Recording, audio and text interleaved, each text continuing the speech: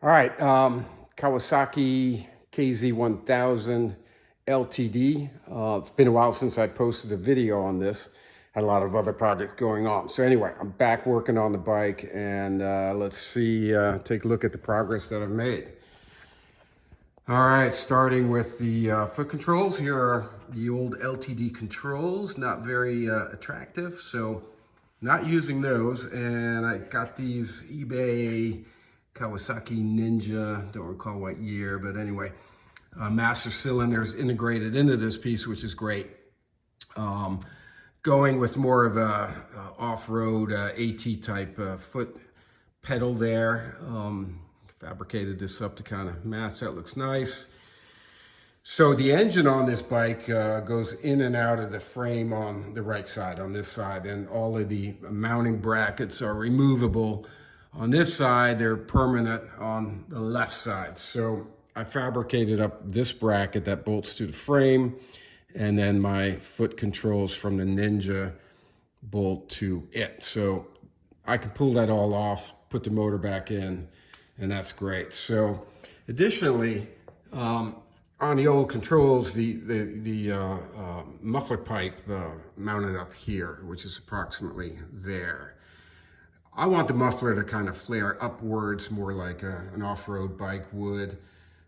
So I don't know exactly where it's going to go yet. So welded up this little tab here. It's got 2 holes in it, so I can, once it's all going back together and I know exactly where the muffler is going to mount, I'll build a bracket for that. I can paint it, bolt it up, it would be nice. So another nice feature, I don't think I've talked about this in previous videos, but your shock and spring came straight up to the frame.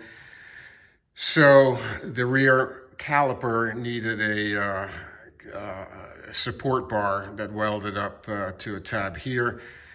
And looks kind of ugly, and now that I have this structural member here, welded up a mounting point and shortened up that bar, so that's a lot cleaner look.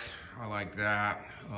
You know, the suspension is all done. I think that's going to work well. Starting to figure out some of my wiring.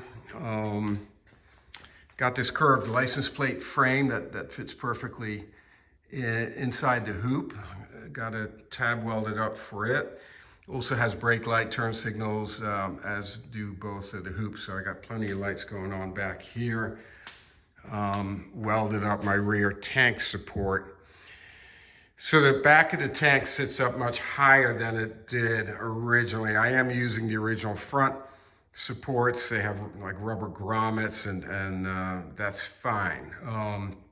But I wanted the angle of the tank to match the angle of the seat hoops. So I think that looks pretty good. Front turn signals. Let's take a look at that. So I've got, this is more of an old school look, you know, the signals kind of hanging off the handlebars or the frame.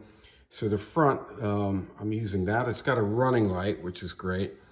And with a small relay here, when I connect my ground, the running light turns off. The turn signal is built-in sequential, turns on. Turn it off, running light comes back on. So that's going to work out well. And here's the other one. It mounts, I'm going to mount it on the frame right here. One on each side. I think it'll look good. Yeah, these handlebars are off of an old Kawasaki dirt bike. I'm using the original front end. I've got some knobby tires for it. I'm also going to use the front fender. Yeah, I'm cutting it up, and I'm going to use it in the back here just to keep everything a little cleaner. And then I don't know what I'll do with the front yet, but I've got time to figure that out. So anyway. Next, I got to disassemble the bike completely and do some more welding on the frame, clean it up, prime it, paint it. Gonna go with lime green tank, and probably I think the lower forks will go green. I'll have some green highlights in the wheels. Frame will be kind of a gunmetal gray, and then the engine is black. So I don't know. I think it'll look good. Anyway, we'll catch up with you soon again.